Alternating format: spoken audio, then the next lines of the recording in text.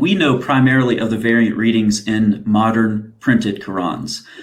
But at some point, these were transmitted strictly orally, correct? So when were these readings, when did they begin to be documented?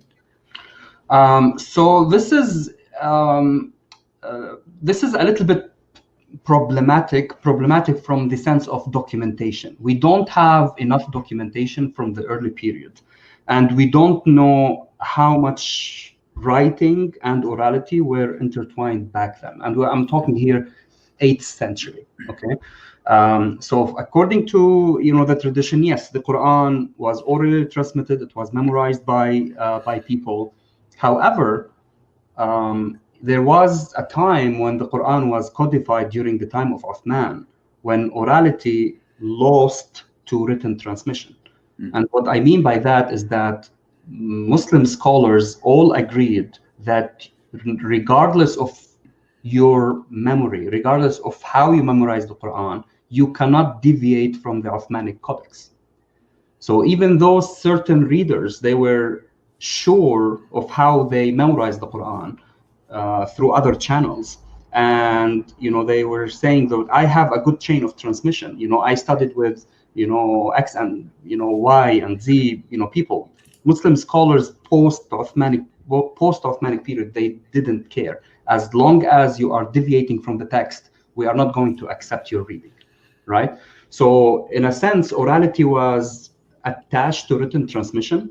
So when someone tells you, well, the Quran was orally transmitted regardless of the rasm, regardless of the Uthmanic consonantal text, that's not accurate, because as long as you are deviating from the text, your reading will not be accepted. So there is a kind of reciprocal relationship between the written and the oral. There's no such thing as post-Uthmanic codification. There's no such thing as only oral transmission. You have to oral transmission based on the text. If you deviate from the text, no matter how good of a reader you are, no matter how fantastic your memory is, even if you deviate, by one letter from the consonantal text, one of the consonantal texts, the 5 or 6 they had back then, your transmission will not be accepted. So this takes us to our final stage, which I think is probably the most interesting, and that's Ibn Mujahid. And what I want to do here is just leave the question very open-ended. He's a giant in this period of history. He obviously made some very important decisions and had the authority to do so. So could you just tell us about him, and then wherever you want to go with this, if you could give us a foreshadowing of your book that's coming out next month. Sure. So the topic of my forthcoming book, it's Ibn Mujahid and the founding of the 7 readings. So it's continuation of the first monograph, and of course why he's important, because he's the first one, or at least this is the first manual we receive, which became the prototype, let's say, of all manuals of variant readings afterwards, and the way that he starts with the principles of recitation, and then he discusses the individual variant readings in the Quran. Why he's again important, because before him we only have bibliographical information about manuals of readings, but we didn't receive them. So this is why his book is very important. Why I'm of course interested in this, because as I said, I'm studying all these different stages. I want to see what did Muslims in the 9th century recite. Were they reciting the same readings that we are reciting today? Were there readings back then that people were reciting, and then we stopped reciting them now? That's the very important question here for me. What the rise of shawad, or irregular readings, and I argued, and I'm now more convinced after I did a thorough study of his book, that the concept of shawad, it's not only deviating from the Uthmanic Codex, but it's violating the consensus. As long as there's some kind of consensus, whether it's local consensus or general consensus, then your reading will be relegated into this shawad realm. So we find many readings in Ibn Mujahid that people stopped reciting today, and even stopped reciting 300 years, after him.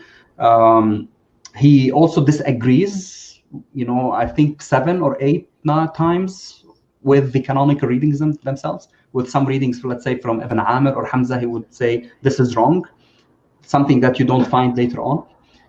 He also has a lot of, I think I counted 64 transmission errors in his book, where he said that this transmission is wrong, this is wrong, it should be this way, it should be that way. So he is, he was more critical in the way that he was compiling his book, different from how later authors of qira'at, where they were just documenting, they were receiving and then writing down without really trying to sift, let's say, through the material. So that's why he's important, and he is one of the important, what we call tariq or path to the Meccan reading. So without Ibn Mujahid, you don't have access to the Meccan reading, let's say. So Meccan reading, Ibn Kathir, he has 2 students, Qumbul and al-Bazzi. So through Qumbul, he has also 2 paths, Ibn Mujahid and his colleague Ibn Shanabur. Both of them, they were the channels through which we know the reading, the Meccan reading. So he's also important, as part of this, living chain of transmission. So that's the, topic of the book. I studied, all the variant readings in his book are documented. There will be a complete, chart at the end of the book with audio material. So, and everything is transliterated. So people who don't read Arabic can read the transliteration and can also hear the audio with the specific, so you don't have to hear the whole verse, you just listen to the word. I did that, all myself in the past 4 years. So hopefully we will see how it goes. Hopefully next month it should be out. Yeah.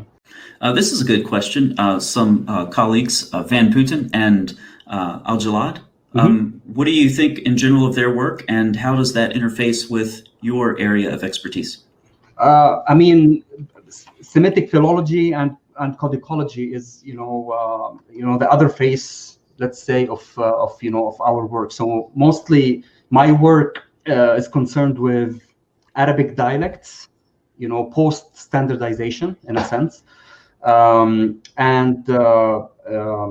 I don't use codicology, or I use manuscripts for books, or when I want to look something up, but I'm not a codicologist. So this is where, Jalad, as a Semitic philologist, he and Van Putten also, he works with Semitic philology and codicology. They study the status of, Arabic vis-a-vis other dialects. He can tell you what kind of dialect was, popular in the Hijaz. We have, this whole notion of the old Hijazi dialect, which probably the Prophet, was speaking. So this is very important in terms of how Arabic, or what we call al-Arabiyya, these standards Arabic, how it evolved.